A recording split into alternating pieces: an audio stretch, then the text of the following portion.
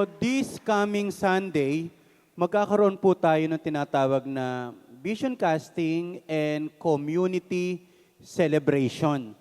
So we encourage, especially mga malalapit nating outreach po talaga, to please join. Kasama po ng mga leaders nila, ng mga cell members nila. Pero yung sa malalayo, we consider them naman po talaga. So community celebration po tayo. At ito nga po yung i-discuss natin in a sense, na yung mga maliliit na grupo ay talagang magkaroon ng malaking pagtingin sa malalaking o sa mga ginagawa natin para sa Panginoon. Rebuild this city. So this coming Sunday na po yan. So please rally your people. Kung meron po kayong mga hindi nakikita ngayon, karamihan po sila ngayon is mga nasa outreach na rin, nagpe-prepare na rin po. Okay? So, congratulations din po sa Praise Church, May Kawayan. 3rd year anniversary na rin po nila ngayon. So, mamayang hapon, andoon po tayo para, in a sense, mag-bless at mag-share po ng word. Hindi po natin inaalis yung word na community ngayon. Iyan po talaga yung word sa atin ni God, community. Okay? Tayo lang tayo saglit. Saglit lang po. Tayo lang po tayo saglit. And I want you to greet naman yung mga katabi natin, 3 hanggang 5 katao. Sabihin lang natin, nice to see you again. O sana talagang totoong natutuwa tayo, ha? Muli sabihin na, nice to see you again. Ayan, okay. So after that, makakaupo na po tayo. Thank you, God. And then, konting kaway lang po, Congratulations to Mr. and Mrs. Relucio Chua, okay. O, tayo naman kayo, anak, tayo naman kayo. Ayan. Thank you, Lord. Thank you, God. Thank you, Jesus. Sabi nung science, kapag ang isang tao raw ay by the way, bago ko muna explain to, congratulations muna sa Jesus the Comforter Church. Grabe nag-celebrate sila ng 12th anniversary nila kahapon. Isa po siya sa minementora nating church. Nakakapuno na rin po sila nito. At narito rin po yung ibang mga leaders nila.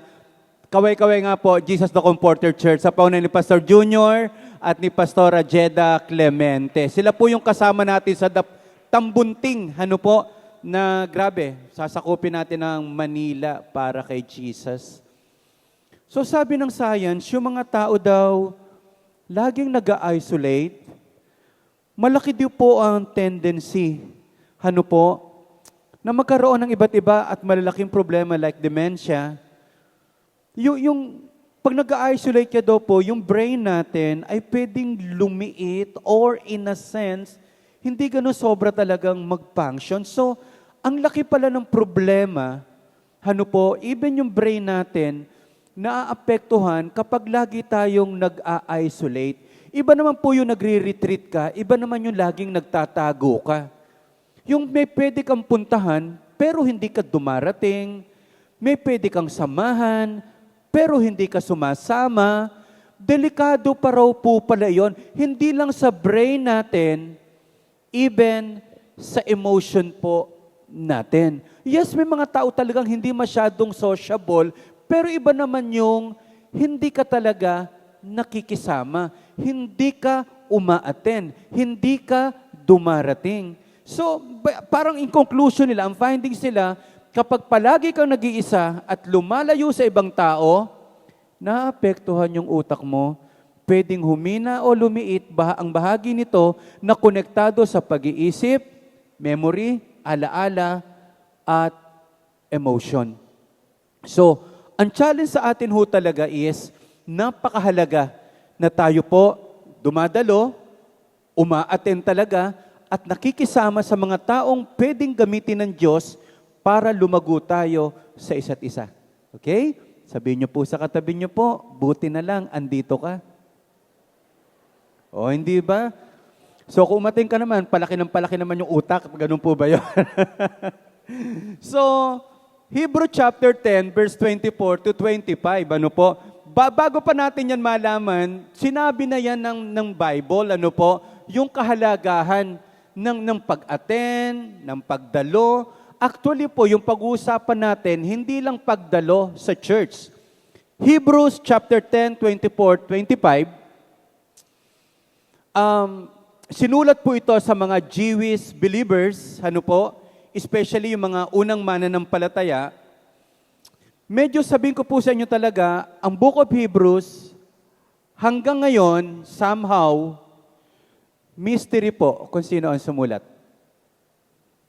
Sabi nila si Paul, kasi somehow highly theological ang dating.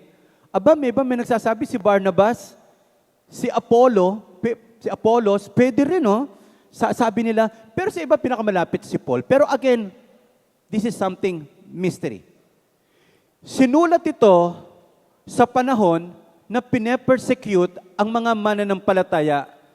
Persecution and rejection nung naisulat po ito.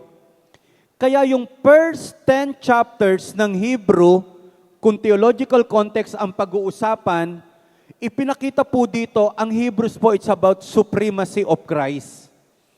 Wala nang hihigit pa kay Jesus. Wala nang higit pa kay Jesus more than Moses, more than angels, more than kung sino pa mang magagaling na leaders.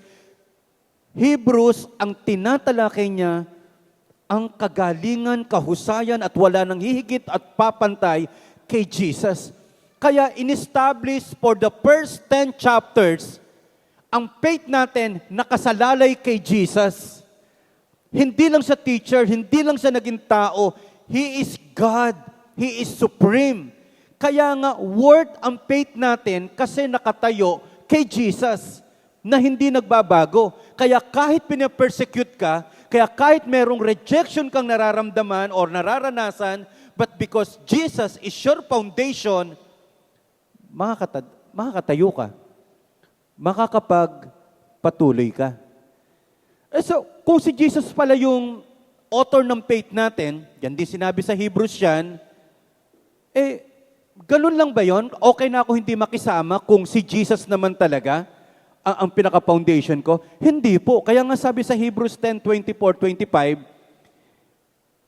dahil si Jesus Christ ang faith and perseverance natin, let us consider how we may spur one another and toward love and good deeds, not giving up meeting together, as some are in the habit of doing.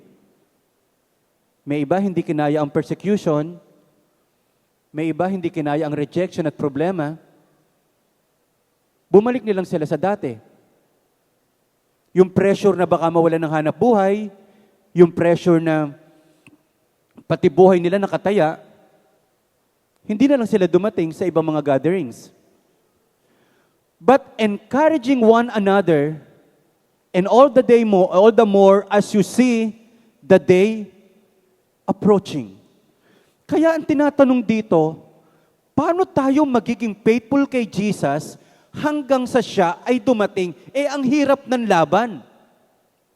Paano darating ang pagkakataon na hanggang sa muling pagbabalik ni Jesus Christ, matatag pa rin tayo, faithful pa rin tayo? Anong gagawin natin? Sige ulit, basahin ko lang sa Tagalog natin to, kaya ang ganda ng word. Sikapin. Walang bagay na pinagsisikapan tayo na madali lang. Lahat ng pinagsisikapan natin, mahirap. At sikapin nating mahikayat ang isa't isa sa pagmamahalan at sa paggawa ng kabutihan. Huwag nating pababayaan ang mga pagtitipon natin gaya ng nakaugalian na ng ilan, medyo bumigay na sila. Sa halip, ito yung gagawin natin hanggang sa dumating si Jesus Christ Palakasin natin yung loob ng bawat isa. Ituloy natin ang gawain at pinagagawa ng Diyos, lalo na ngayong nalalapit na ang huling araw. How do we stay faithful and endure talaga? Yan kasi malaking problema natin Yung after mo makakilala kay God, paano ka makapagpapatuloy ng may katapatan sa Panginoon? Yung tuloy-tuloy talaga, and how do we endure sa maraming bagay na kinakaharap natin? Yan po ang sinagot ng Hebrews chapter 10, 24, 25. Gusto mong maging tapat sa Panginoon? Gusto mong makapagpatuloy kahit maraming laban sa buhay? Ito po talaga yung answer po. Hebrews 10:24-25. By staying deeply connected to the Christian community. Napakahirap mong maging tapat kung wala kang grupong sinasamahan na gusto ring lumago, magpakatatag, at maging tapat para sa Panginoon. Staying deeply connected to the Christian community. So hindi lang issue ng isolation, may sinasamahan ka nga, doon naman nasira buhay mo. Mas pangit. So, yung Hebrews 10:24-25, hindi lang ho ito patungkol sa pagpunta every Sunday sa church. Hindi po.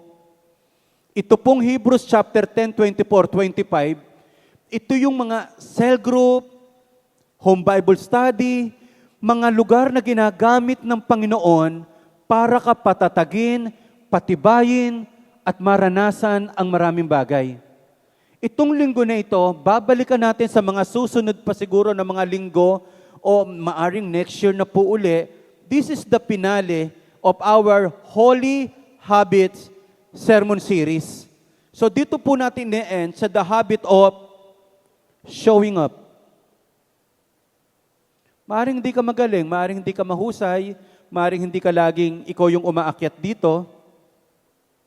Pero alam nyo, ang ganda, yung nakaupo ka ngayon, hindi pwedeng hindi ka tamaan ng liwanag ng Diyos. Maaring nalulungkot ka ngayon, lumaban ka, umupo ka dyan kaysa magkulong sa kwarto. Pwede kang tamaan ng liwanag at pag-asa ng ating Panginoon. Sa totoo lang, kahit hindi pa ho tayo mag-sermon, presence mo pa lang, kalakasan na sa ibang tao. Amen? Although meron din naman kalakasan pag hindi mo nakikita yung tao, meron din ganun. May iba kasi talaga pag nakita mo, lalo yung nangutang sa iyo, manghihina ka eh. Manghihina ka, ano po? Sa dami ko pa ba na makakatabi? Ito pa nakatabi ko, ano po? Pero kadalasan, at ito yung magandang bagay, may mga tao na sobrang nagiging kalakasan mo. Kasi isang kalakasan ng iba, para ka makapag-encourage, kailangan magaling kang magsalita. Sa totoo lang, presence mo pa lang, kalakasan na ng ibang tao, lalo na ng katabi mo. Sabihin mo ngayon sa katabi mo, makita lang kita. Buhay na ang araw ko. Pag hindi nyo naman po gusto yung katabi nyo, huwag nyo naman po kayong mag-i-in Jesus name, mahalata. In Jesus name. Huwag naman pong gano'n para kayo nakakita. Totoo po yan. Totoo. Ako po kasi, lalo na as a pastor, alam ko na po kung saan kayo nakaupo. Di mo si Ate Beck, hindi ko nakikita, buhok pa lang. Oh. Alam ko si Ate Beck yung nasa likod na yan. Yung mga salditos, andito po yan. Pero ngayon, hindi ko na nakikita. Pero nasa Santa Cruz. Purihin ng Panginoon. Ang mga De La Cruz family, hindi dito yan nakaupo dati. Ngayon, nasa Binangonan na sila. Yung iba dito, kinuha na ng Panginoon. Kaya hindi ko na nakikita. Huwag naman ganun ha. So, meron talagang ganun. Ano po, may mga missions. Hindi ko alam dito kung sino rito yung pinakamalikot sa buhay. Yung lahat na ikutan niya na. Marami rito ang unang dumarating. Yan ang mga unang dumarating, matatalino. Pepesto yan doon sa may aircon. Alam nila kung nasaan ang aircon, lalo yung mga naiinitan, alam na po nila yan. Ang Jabez Group, dito lagi sa left side, yan. So mga kapatid, sana makita natin yung beauty, the habit of showing up. The habit of showing up. Tuwan-tuwa po ako kapag nakikita ko po kayo. Tuwan-tuwa po ako kapag uma-attend kayo. Kasi as a pastor, parang mahirap din mag-preach pag walang tao po, ano? Mga kapatid, alam nyo ho, ala ka naman kapatid eh. Kaya po nung nag-online tayo, ang hirap mag-sermon. Yung naka-video ka lang, ba't ang kausap mo mga nasa cellphone? Ang hirap, nagre-recording po kami. Yung gusto mo mang yung damhin. Alam mo kapatid, wala kang nakikita eh. Ang hirap. Sige, kayo ho ba papayag? Isang buwan, naka-record lang po yung praise and worship. Naka-record lang po yung nagpipreach. Huwag ko kayo mag-alala, may AI na. Totoo po yan. Pambirang AI ito. Gusto ko makakita ng AI na mga ushers po. Pwede kaya yon? Ano po AI na mga ushers? Ano paano kayo? O mga robotics, mga ganyan. So, the habit of showing us. At the end of the day, yes, the world value performance. But kay God, He value muna yung presence mo. Salamat sa Diyos, andito tayong lahat. Malakas sa palakpak, ibigay natin sa Panginoon. Wow, sige nga yung may lalakas pa dyan na palakpak naman, yung parang talagang gusto nating may matutunan sa buhay. The habit of showing up. Ano po? Lagi yan, napakaganda po niyan talagang habit po na yan. Number 1, sa bawat pagdalo mo, lalong lumiliwanag ang layunin ng Diyos sa iyo. Hindi ko ma-imagine kung ang buhay natin laging nakatago, laging hindi nagpapakita. I don't know kung may mga revelation na talagang makikita tayo. Maraming bagay sa buhay mo, narinig mo sa ibang tao, wisdom sa ibang tao, marami kang pinapractice, natutunan mo sa ibang tao. Higit sa natuklasan mo lang sa sarili mo, marami po dito galing sa iba. Kaya nga sabi rito, let us consider. Sabi nga natin, consider. Let us consider how we may spur one another on toward love one and good deeds. Sino sa inyo nung isinilang ka, alam mo na tinawag ka ng Diyos para kilalanin siya bilang Panginoon tagapagligtas? Sino rito yung sa buhay natin, alam mo talaga na dapat nagbabasa ng Word? Alam mo dapat nagsishare ng gospel? Alam mo dapat nagmamahal sa mga tao? Alam mo, dapat talaga nagsisikap ka. Hindi po. Wala pong tao na alam agad ang mga bagay na yan. Kaya yung word na let us consider here, di ko na sabihin po sa inyo sa original na word na ginamit dyan, sa Tagalog, sabi natin, sikapin, dito, intentionally. Hindi ba may mga taong pinoprovoke yung ibang tao? Ganun din po yung idea ng pagkapalakasan. Talagang i-provoke mo, talagang intention, sadyain mo talaga. Pag-isipan mo talagang mabuti. Grabe, no? Kung paano pala magmahal, kung paano magpalakas sa bawat isa, hindi pala to aksidente. Sino rito yung pagpunta mo? Intentionally, sabi mo sa sarili mo, may 3 kong ibe-bless na tao ngayon. Hindi lang ako aaten. Maghahanap ako ng 3 estudyante, bigyan ko ba lang sila ng pabaon? 10,000 a day. Grabe Snacks, pang snacks lang ho. So, pag nag-church pala tayo, hindi lang, kung Hebrew chapter 10, ang pag-uusapan natin, hindi ang mindset nila, naku, ano kaya yung kantahan ngayon? Hindi po ganun yung mindset nila. Pinag-iisipan nilang mabuti, pag dumalos sila, ano yung pwede nilang gawin para makapagpalakasan. Sa totoo lang po, more than sa sermon, more than sa pwede niyong marinig, yung isang taong kumausap sa inyo na ipinag-pray ka lang, grabe, maaring iyon ang gamitin ng Panginoon at kailangan mo. Amen? Hindi naman po lahat sa sermon po Minsan yung simpleng, kumusta ka? Buti kinumusta mo ako, may kailangan. Hindi po ba yung mga ganyang bagay? Be intentional na kapag tayo nagkita-kita po, pag-isipan mong mabuti. Paano mo magagamit ang buhay mo para tayo makapagpalakasan? Kaya kung tayo po ay nag-gather, mas naunawaan natin ang gusto ng Panginoon sa buhay natin. Ilan sa atin dito minsan na tapik na po ni Kuya Lester, ni Ate Lee. Yung pagkatapos, na-encourage kayo na mag-aral, put up ng business. Ako po, yun ang favorite na moment ko po after the message. Yung may makausap man lang po ako kahit ilang katao, kahit 2 minutes lang, pero yung 2 minutes na iyon, pwede magpabago sa buhay po natin. Pag estudyante yung kausap ko, ano na yung pinag-aaralan mo ngayon? Naku, pagbutihin mo lalo yan ha. Ngayon pa lang maganda ka na kasi nasa age of technology tayo, may malaking chance ngayon na mas umunlad ng mas mabilis kaysa dati. So, wag mong sasayangin ang pag-aaral mo kasi too late to prepare kapag bukas ka pa na ganda. Kapag naririnig po natin yung encouragement na ganon, higit na mas matalino ka, 10 times better sa walang kang nakausap. Can I hear amen? Sabihin mo sa katabi niyo po, kausapin mo ako mamaya. Hindi ho ba? May nakasalubong kang couples. Oy, ganda ng pagsasama nyo. Think kailan kayo nagde-date. Alam mo, isang factor yan ha, para lumalim ang pagsasama ha.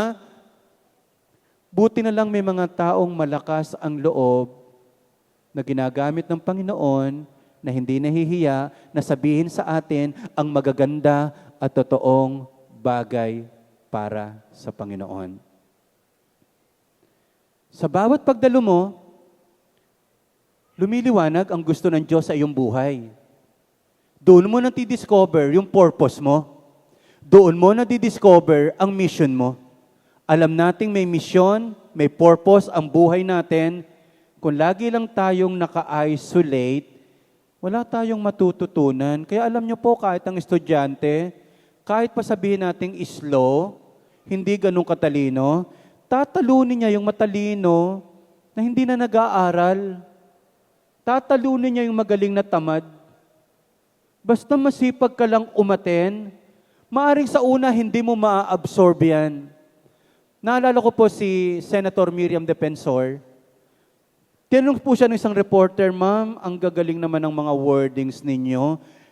Antindi niyo po talagang sumagot. What is your secret?" Ano to mga inaral ko nung nakaraan, na kung wala akong inaral, kung wala akong natutunan, walang lalabas sa aking bibig.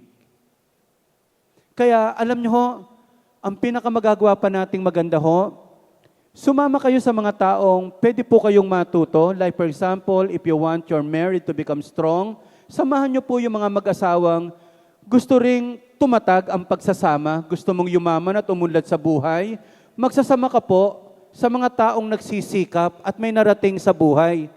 Kapag tamad ka na, ang sinamahan mo pa tamad, ikaw ang presidente ng katamaran. Totoo po. Kapag ikaw naman nade-depress, ang sinamahan mo, mga mas depressed pa sa iyo, ikaw na yung pangulo ng depression.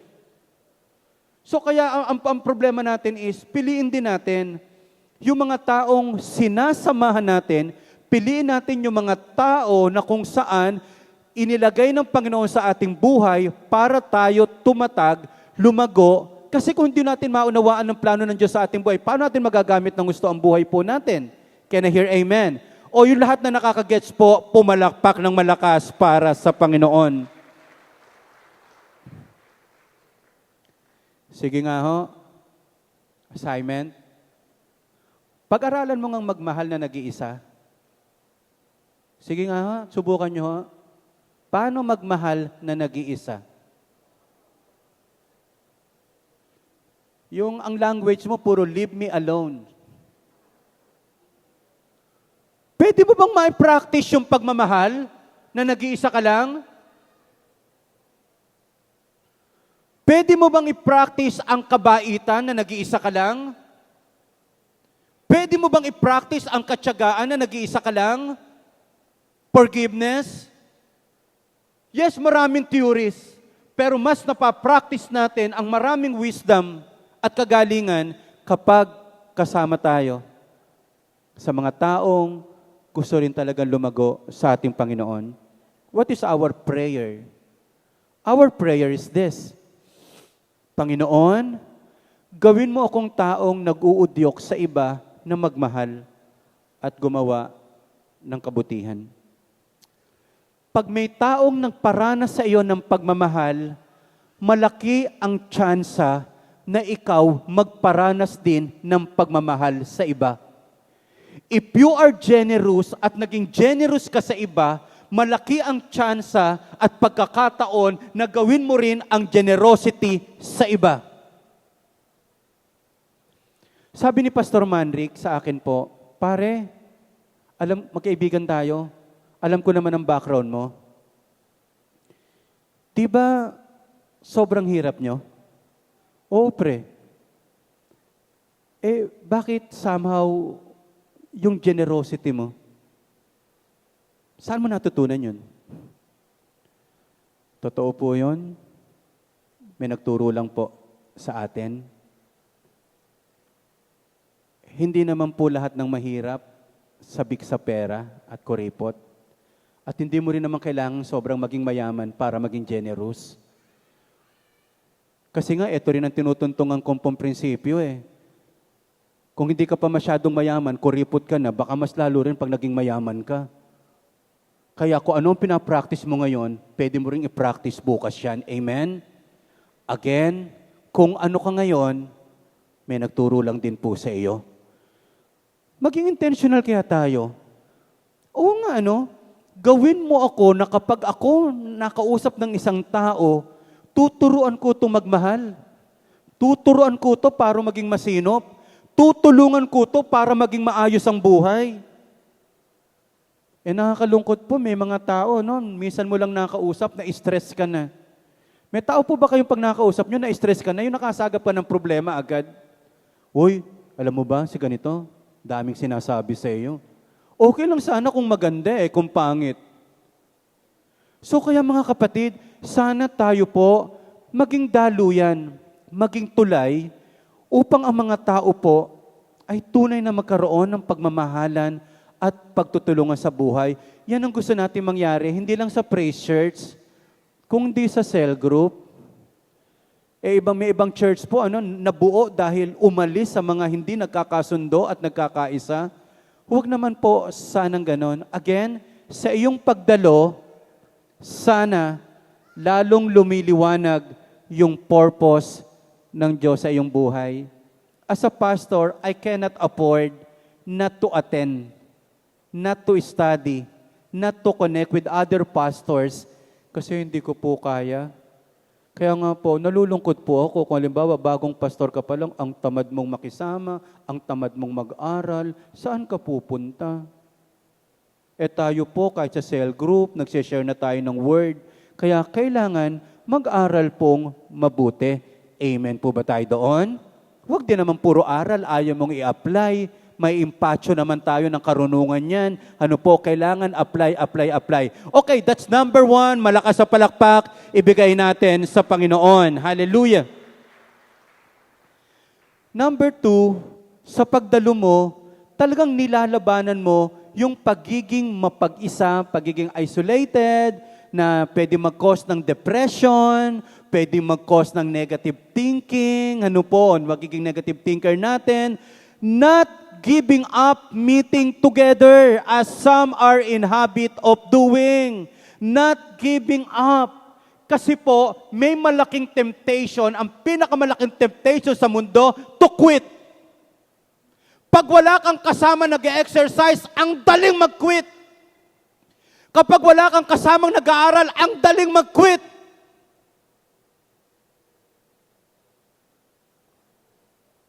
Nasa mundo tayo ngayon na ang daming gustong huminto sa buhay. Kaya nga kailangan po magkaroon tayo ng consistency at commitment na no matter what happens, ipagpapatuloy natin ito. Sa Book of Hebrews, ang problema nila, nakicompromise na lang sila. Kaysa i-persecute sila at i-reject sila. Bumalik na lang sila sa mga dating tradisyon na okay lang kung kailan magsimba, okay lang kung kailan umaten. Kasi po masyadong mahigpit ang laban, hindi katulad natin.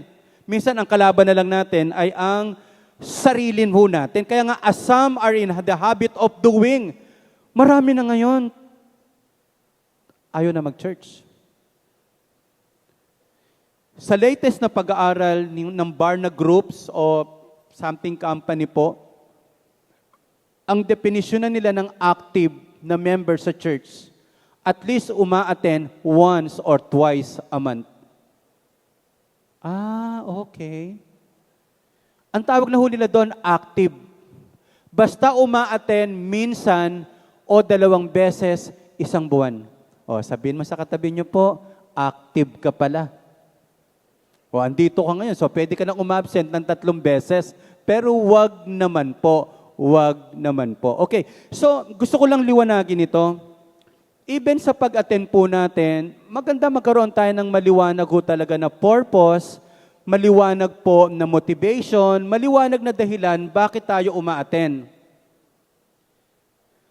Kapag sa Praise Church, umattend ka dahil kahit papano nagandahan ka sa sermon ni pastor, kapag napangitan ka na, aalis ka.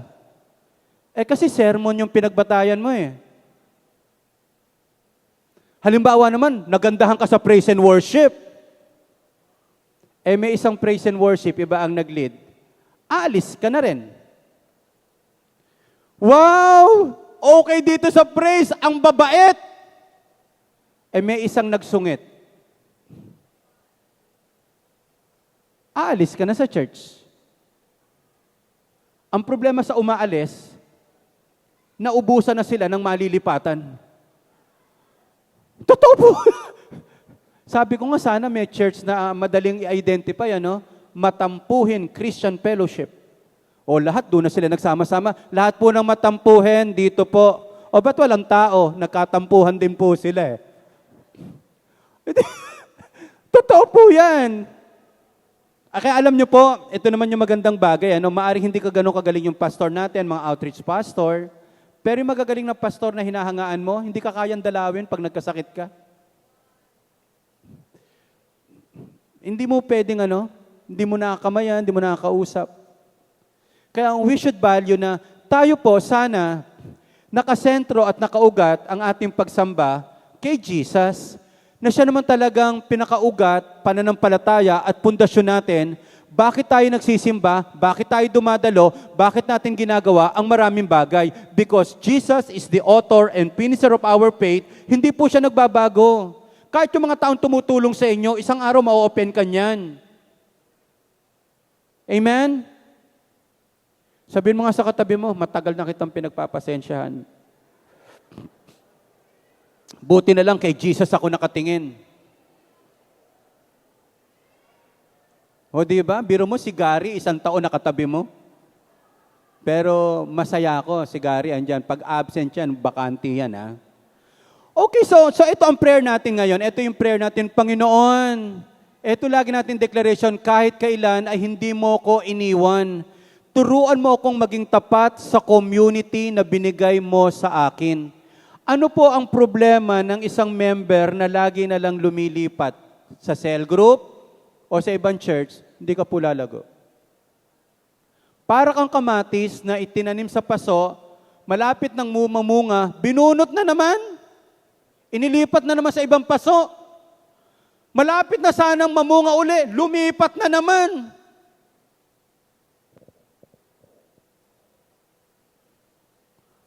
Sana itanim mo. Kung lahat ng cell group naman naikutan mo na, ano po? At wala pa rin nangyari, malamang ikaw yung problema, pero yung umaalis, laging iba yung problema, tama? Pag nakausap mo sila, puro iba ang problema. Sila kasi po eh. Hindi ho. Walang perfect na church, walang perfect na cell group, walang perfect na katabi. Ano po? Buti na lang dito po sa Praise Church, medyo na-minimize na natin yung yung mga kwentuhan, yung pagkatapos ng praise and worship, yung worship team, magkikwentuhan sa likod, libre na sila, nakatapos na kasi sila ng performance.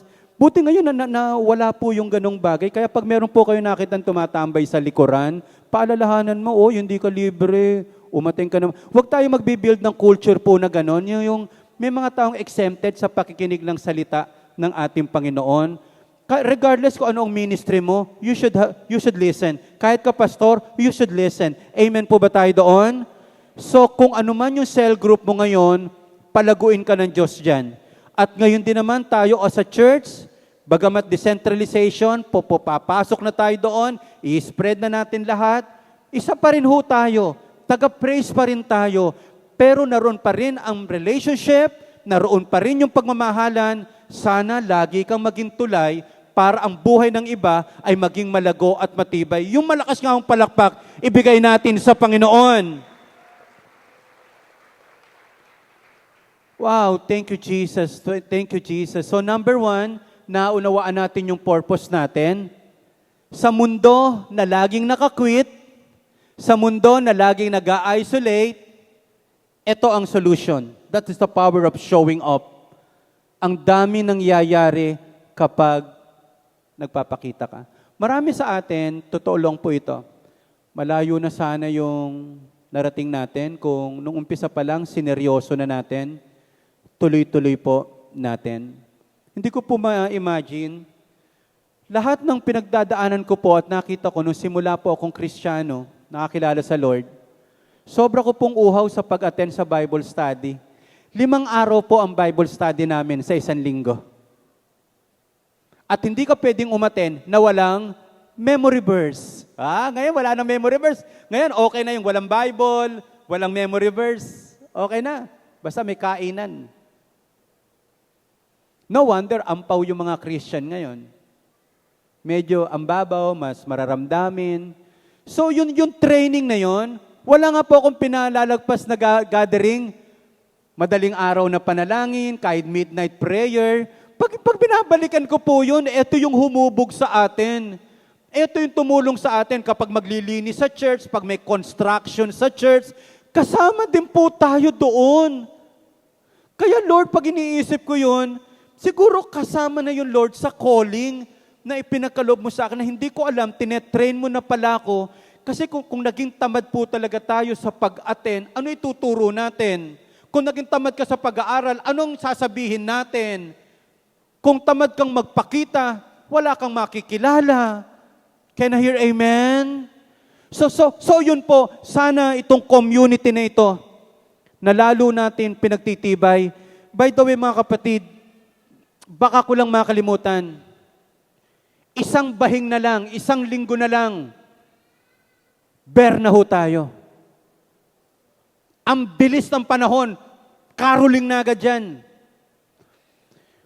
Gagamitin natin yung last 4 months to reinforce community, life group community. Magkakaroon tayo ng campaign for 10 weeks. Ang katapusan po, 2nd week ng December, bakasyon na tayong lahat sa small group. Kasi sobrang busy na niyan. Pero at least nakaporma na tayo. Ito ang sasagutin ng campaign natin. Kung sisimulan mo ang life group mo, sa paanong paraan? Wala ho kasi dating sagot noon eh. Paano po ba mag-umpisa ng Bible study? Basta kahit ano basahin mo, okay lang. Kahit anong lesson, okay lang yun. Saka pag nag-umpisa ka ng Bible study, hanggang katapusan, hanggang pagdating ni Jesus, sa bahay mo gaganapin. Ngayon po, inaayos natin yung hindi nakakatakot magbukas ng gathering sa bahay. Pagkatapos, pati yung ituturo natin, naka-ready na rin po. Ang kailangan na lang po, dumalo po tayo para masanay natin. So ito po yung goal natin na inihahanda po ng inyong lingkod ngayon.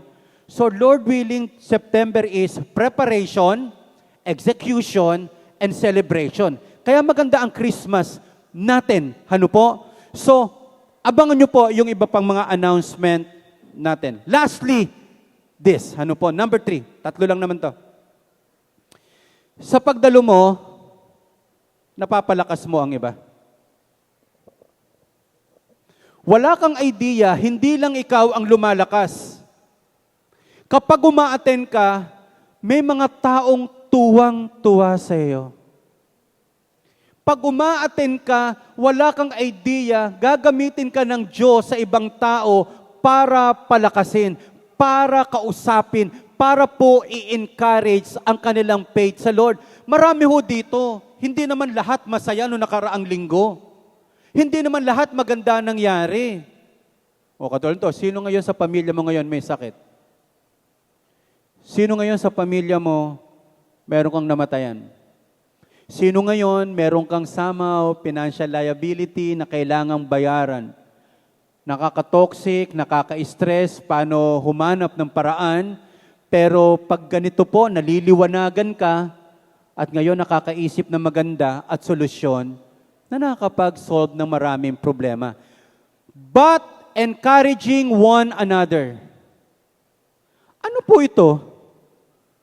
Option or command? If you are believer, Part na ng calling natin at buhay natin, mag-encourage. Hindi pwedeng Christian tayo lang ang gusto natin na ma-encourage. Tayo lang ang gusto natin na laging lumakas. Pinalalakas ka ng Diyos para magpalakas ng iba. Amen. So hindi ho tayo selfish na hoy, pag-pray mo naman ako. Ate, parang lagi ka na lang nagpapapray. Hindi ka ba nagpe-pray? Wala namang masama. Pero, ito naman siguro, tamad din ito mag-pray. Kasi tinatamad ako magpag-pray mo nga ako. Sana naman dumating ang pagkakataon, ikaw na pinalakas, ikaw na pinatatag, sana gamitin naman ng Panginoon. Kasi po, hindi uusad ang Christianity kung ikaw lang lagi ang atensyon sa buhay. But encouraging one another, and all the more, sabi natin lahat, all the more, you see that they are approaching. Ang lapit ng bumalik ng ating Panginoong Jesus. Yan ang magandang dalawang encouragement bakit tayo dapat magsikap. Una, hindi man dumating si Jesus, malapit na rin tayong mamatay. Kahit malakas ka pa, malapit na tayong mamatay. Kahit nag-aaral ka, ang paa natin laging nasa hukay. Kaya one of the greatest motivation, kailangan mo magsikap ngayon, alam mo, anytime pwede kang mamatay. Ayan pa yung pagdating ni Jesus Christ. Kaya alam niyo po, ang napapansin ko talagang matindi, matatalino yung may grupong sinasamahan. Hindi dahil natural matalino siya, ang dami niyang nasasagap na magandang bagay, ang dami niyang nakikitang magandang bagay at nakaka-encourage. So mga kapatid, napapalakas mo. Masaya po ba kayo kapag may napapalakas kayo? Amen. Sino rito ang saya nyo kapag may napapaiyak kayo? Na bata. Pagkatapos i-encourage mo. Ganun ang mga lalaki Paiyakin yung bata. O saan mo gustong kumain? Paiyakin, bubuwisitin. Saan mo gustong mamasyal? Kidsuna? Hindi ko lang alam. Minsan may mga makakapalang muka at medyo manhid na Christian. Yung ang kakakapal. Yung sobrang ng matitiso rin, wala pang nakakaalam, siya na yung dahilan, kaya lumalit sa lahat ng tao. Alam mo yung ganun? Nakakahirap lang sabihin, pare ko, aware ka ba? Aware ka ba? Ang daming natitisod sa iyo. Ayusin mo naman ang buhay mo. Saka ang tagal-tagal mo na hanggang ngayon, ang nipis-nipis mo pa din. Hindi ba kaya, alam niyo ho, kung walang grupo na nagpapaalala sa atin, tingnan mo ngayon, may mga tao, kailangan nila ang word na ito, sila yung wala. Lalo silang manghihina. Napansin ko po, kung sino na yung magaganda ang buhay, sila pa yung nagsisikap. Kung sino pa yung matatalino, sila pa yung lalong nag-aaral. Kung sino yung talagang mahusay, matatag na, sila pa yung magaling makisama sa grupo. Kaya ang challenge ko po sa atin mga kapatid, huwag ka lang umabsent, panalo ka na Yun palang panalo ka na Di mo yung katabi niyo po, kung mukhang panalo o mukhang magre-retiro na. Ano po?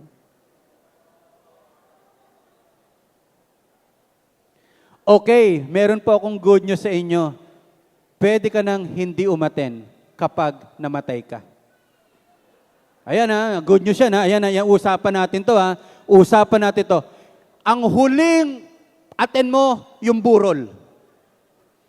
Wala nang a-attend kapag namatay, pero hanggat buhay, a-attend po tayo sa mga gawain ng Lord, okay? Pumalakpak nga po yung ayaw mo munang mamatay. Come on. Naku, biglang lumakas Parang biglang lumakas. Hindi, Lord, yung ayaw pumalakpak. Alam mo na. Kaya Giovanni, kayo ni Cedric, lalakasan nyo yung palakpak, Ang lapit nyo pa naman sa dulce, ano po? So ito ang prayer natin, Lord, gamitin mo ako bilang tagapagdala ng lakas sa mga nanghihina. Hayaan mong ang simpleng pagdalo ko ay maging encouragement sa iba.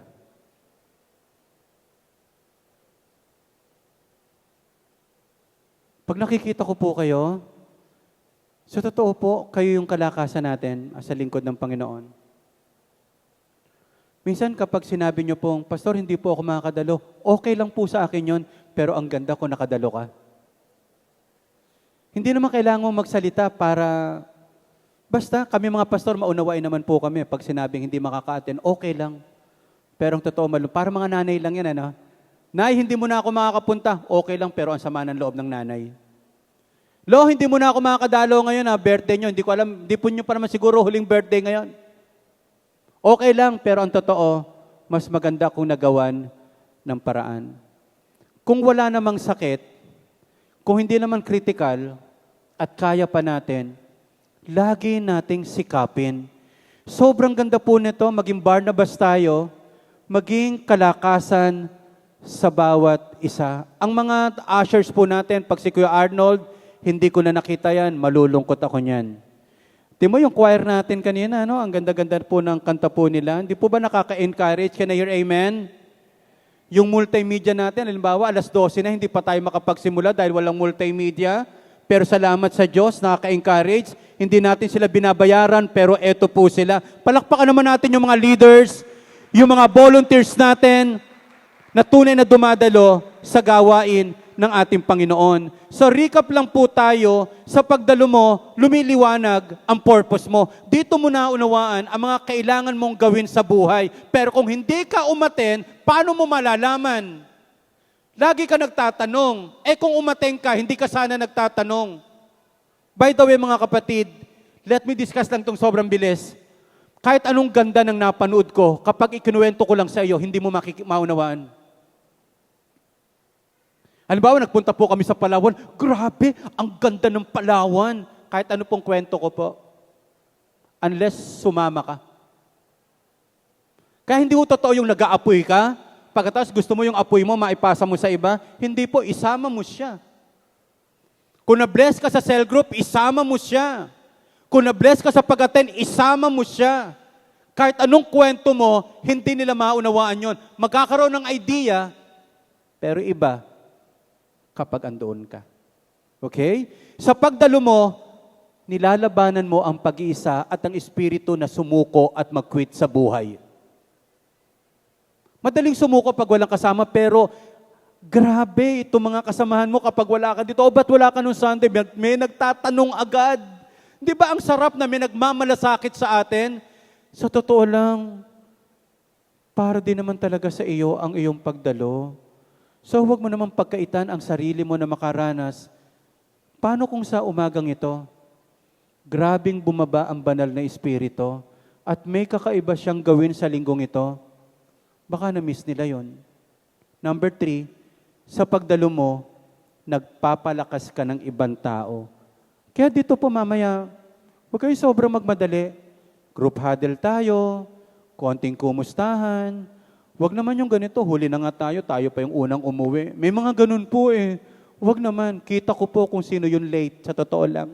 Ako po yung narito kasi sa itaas. Yung late, ganyan pa yan, ano po? Yuyuko. Kahit po yumuko kayo, late pa rin kayo. Kita kayo ng lahat. Ewan ko ba, bakit nakagawian nyo ng mga late, ano gaganyan na, nakayuko. Kahit gumapang ka pa, huli ka na. Hindi mo ba ganun? So mga kapatid, buko na tayo. Huwag ka nang payuko-yuko pa, tumuwid ka na lang. Late ako, no? Oo. Huling late mo na yan, ha? Sige nga, Lori, konting background lang tayo. At dahil nagpakita ang ating Panginoong Hesus, kaya rin natin magpakita para sa Kanya at para sa iba. Tingnan niyo po ito, no? Ang ating Panginoong Hesus mula sa langit, bumaba siya dito sa lupa. Sinamahan niya tayo. Diyos na nagkatawang tao. Pumili siya ng 12, sinamahan niya. Itong 12 disciple for 3.5 years.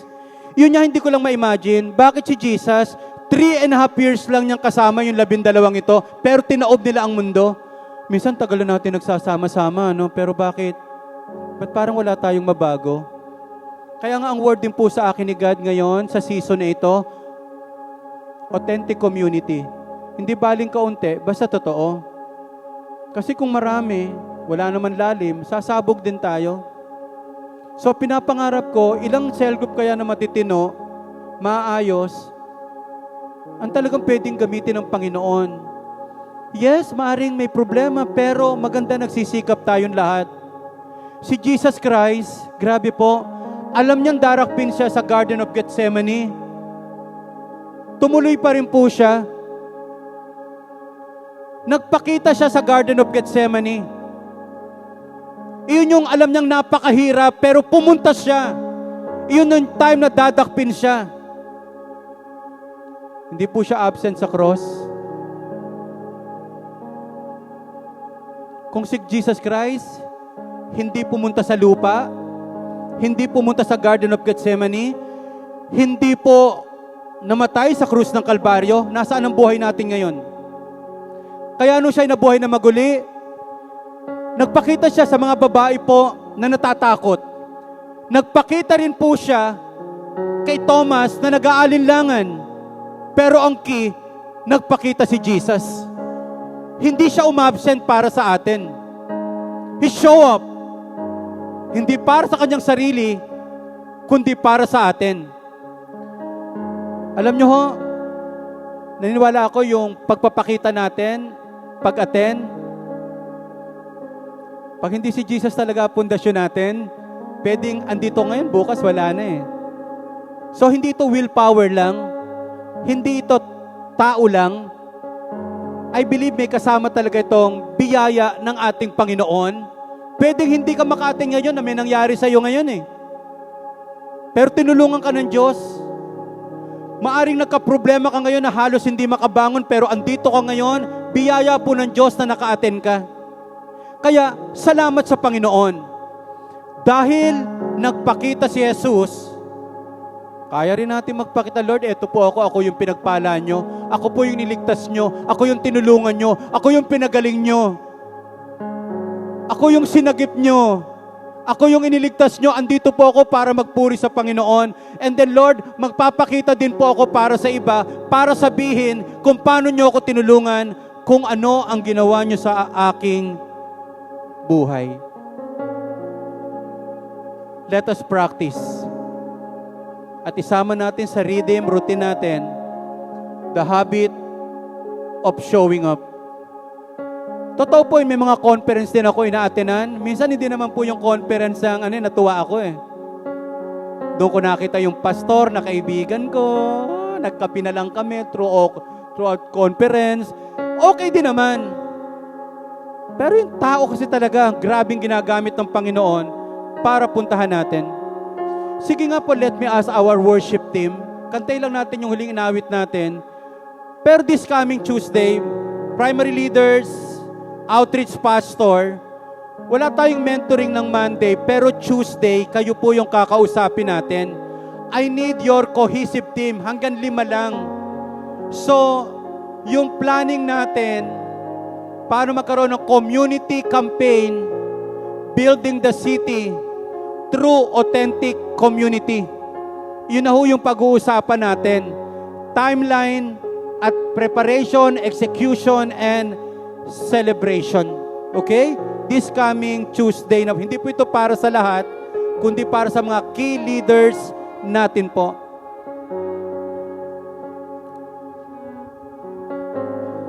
Tingin niya po kayo lahat sa akin bago tayo mag-worship. Ilan ho sa atin dito natutuwa sa lugar ng Pasig? Pag narinig niyo po yung leadership ni Vico Sotto. Dati pangit yung Pasig, ano? May kanta pa nga dyan, anak ng Pasig kayo eh. Tapon dito, tapon. Parang kilala lang ang Pasig sa maruming river.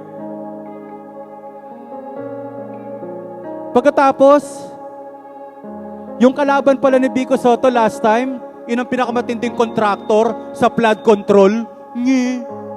Kaya ako po ngayon, yung umagang ito, nagkaroon po ako ng malalim na desire, ipagpe-pray ko po si Vico Sotto.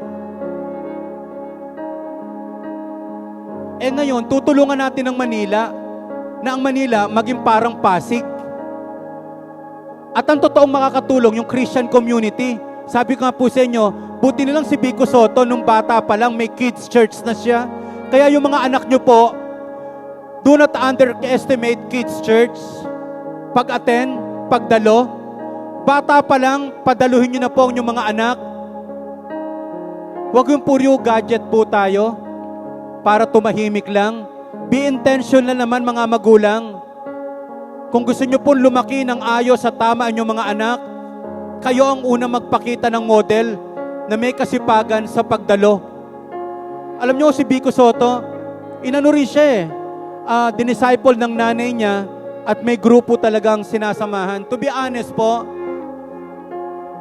anak, medyo soft lang tayo So, naisip ko lang noon parang, may gagawin kaya ito? Pero ngayon, tuwan-tuwa po ako.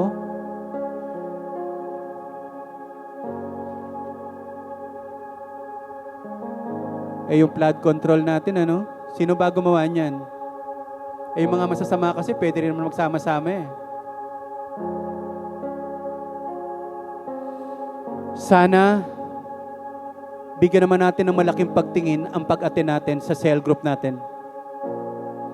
Hindi tayo uma-attend ng church for the sake umattend lang. May pagbabago tayong nakikita na gagawin. Na-expose na po yung mga kasamaan, na-expose na po yung mga corruption. Naniniwala po ako, talagang bago magkaroon ng righteousness, the wickedness will expose muna. Kaya nga kahit sa pag-attend po natin ng cell group, yes, may mga na-expose na dapat ituwid sa atin. Salamat sa Panginoon. Salamat sa Diyos.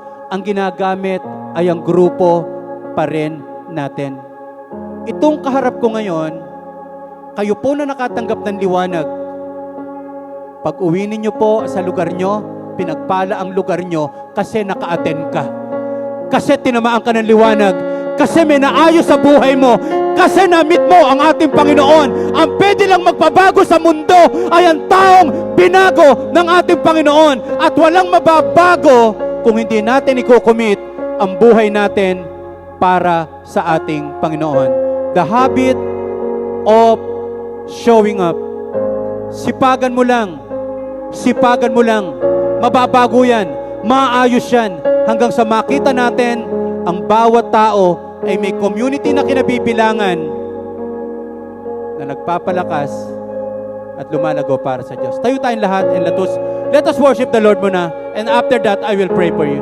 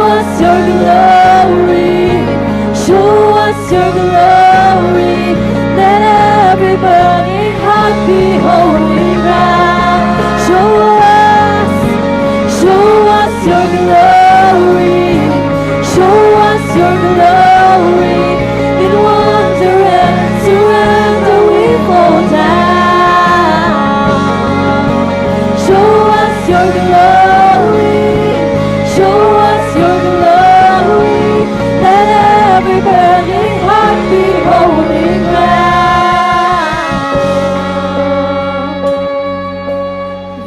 you, Panginoon. As we sing this verse, let us declare that chains will fall, that fear will bow, because Jesus can change everything. Hallelujah, Lord.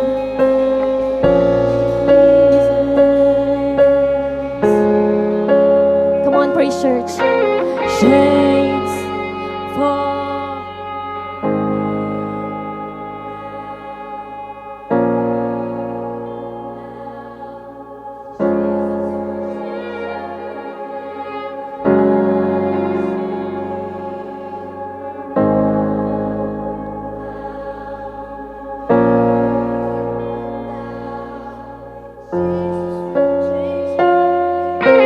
Chains fall, fear bow, here now. Jesus, you change everything. Lives healed, hope found, here now. Jesus, you change everything. Praise the Lord, He changed everything. Jesus.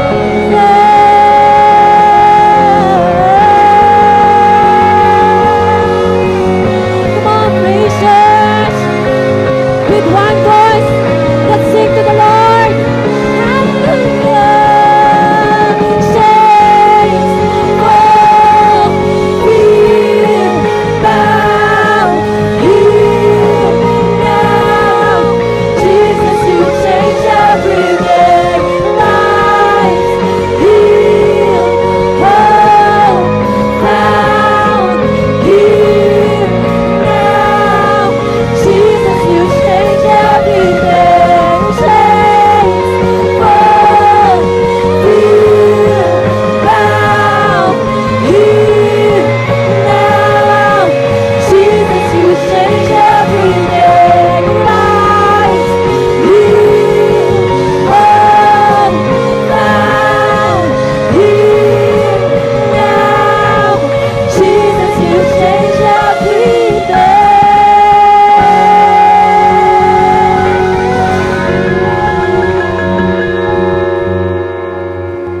Thank you, Lord. Sa iyong pagdalo, may totoong pagbabago. Sa iyong pag-attend, ang daming may encourage. Nakakatuwa yung pwedeng gawin ng Diyos sa buhay mo dahil andito ka. Marami sa atin siguro, no? Kung hindi natin narinig yung mga ganito, napipikon ka na lang sa nangyayari sa bansa natin. Napipikon ka na lang na sinasabi mo, hindi pala tayo mahirap. Hindi lang talaga napupunta sa tama yung mga bagay na dapat sana para sa atin. Pero andito ka ngayon. Nakita mo ngayon yung kahalagahan na mga tao, yung mga nanunungkulan, lahat tayo ay dapat mabago ng ating Panginoon. Hindi ka mababago na nag-iisa. Kailangan may kasama ka. Taas natin yung dalawang kamay natin sa Panginoon. Father God, lahat na nakarinig ng mensaheng ito mula sa inyong lingkod, gamitin niyo po kami.